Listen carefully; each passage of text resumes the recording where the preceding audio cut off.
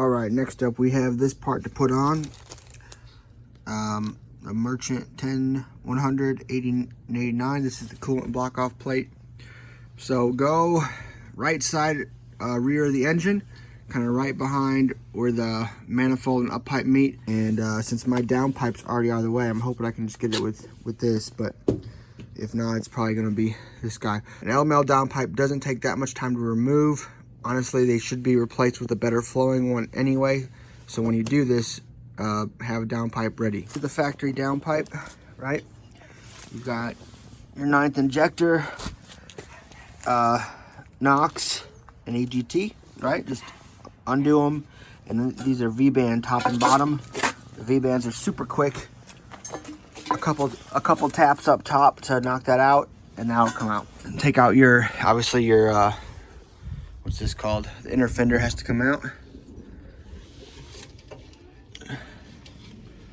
But as you can see, right there is the plate. As noted, your down pipe sits right there, kind of blocking it, making it pretty tough. All right, we got the plate out. I believe, based on how I had to use a little bit of pressure to release it, from what it looks like, my seal was actually still good. Here would be the only kind of questionable, but there still is a spot that's flush all the way around. If you look at the gasket,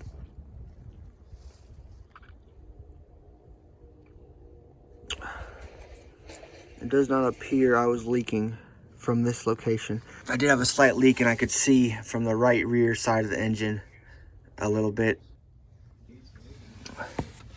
All right. Use some scuff pad, get that cleaned up as best you can. All right, obviously you're gonna have to you're gonna drain coolant ideally before this. Use a scuff pad and wipe it down as best you can. Much easier if the cab's off or if the motor's out, obviously, like the video said. Clean up these bolts. There are 13. I ended up using this one for the top one, a flex head 13, and then the bottom one I just zipped out on a swivel.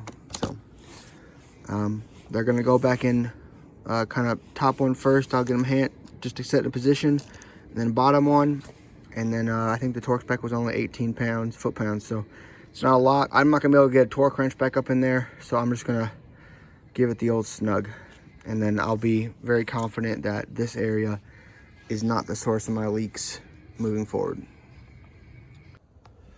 All right, so I'm in an LML right now, and if you have the EGR out of the way, it is a good time to do a coolant hose reroute. And I'm chasing a coolant leak on the back. I may have a blown head gasket, not sure, but at least this looks promising right here. Clearly there was some coolant.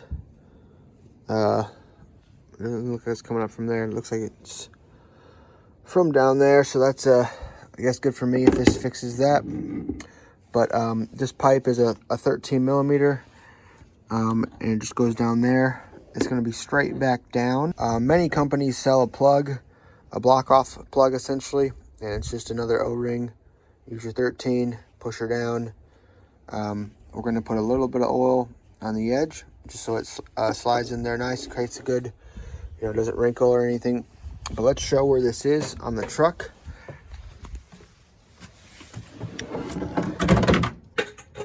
It's straight back behind the turbo, right there. All right. So rag or something and clean it up as best you can. And then let's put our new plug-in. Looks like we're going to need, for easier install, a little bit of an extension on this 13 on the quarter, and we'll get that put in. All right, we're going to go in there with some paper towel. I'm going to get this kind of scrub it just a little bit, little section just to scrub it, and then I'm going to use some of this right here, part number 9203.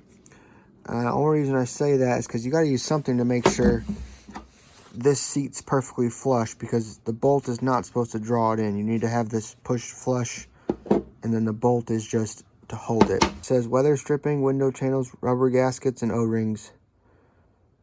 So I'm like, well, we'll give this one a try, see if it can't make sure this slides in nicely without damaging this.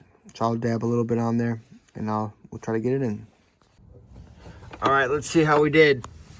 I got the plug in there.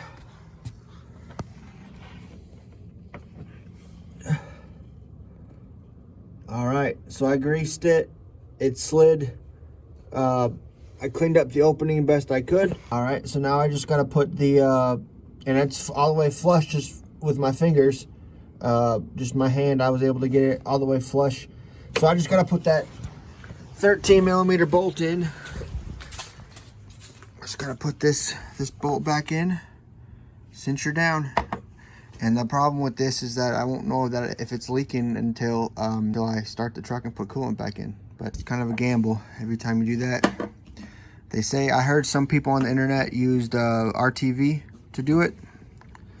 And I heard a couple other people say grease, because the hardest part is getting it seated. And I had no trouble with this getting it seated. Now I hope it holds. This thing does have the temperature range up to 500, so, and it says O-rings on it. So let's see if the super lube can't get her done. All right, we used the old stubby on an extension with the 13, and let's see the finished product. There it is. All right, so let's hope that doesn't leak on me. All right, so you see some grease spilling up over the edge, and it's not RTV, but hopefully that I was able to get the O-ring pressed in the right position, and we won't have any leaks. If not, I have an aftermarket downpipe going in, which will be easier to remove than the original, and we'll be back in here in not too much time if we're having some leaking problems. So, all right, thanks for watching, guys. Stay tuned.